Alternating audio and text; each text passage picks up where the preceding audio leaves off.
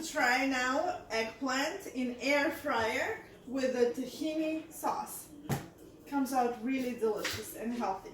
So first you're gonna put some salt onto the eggplant, a little bit of paprika,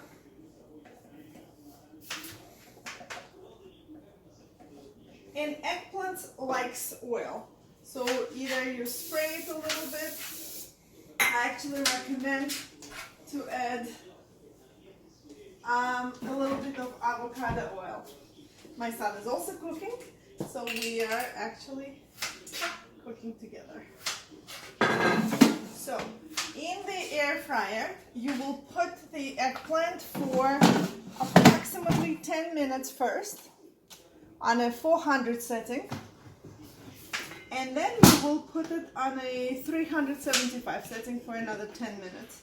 It will take us 20 minutes, and we will have a delicious, healthy eggplant. I will put it on 10 minutes setting first, and then another 10 minutes at a slightly lower temperature at 375. Live healthily and happily.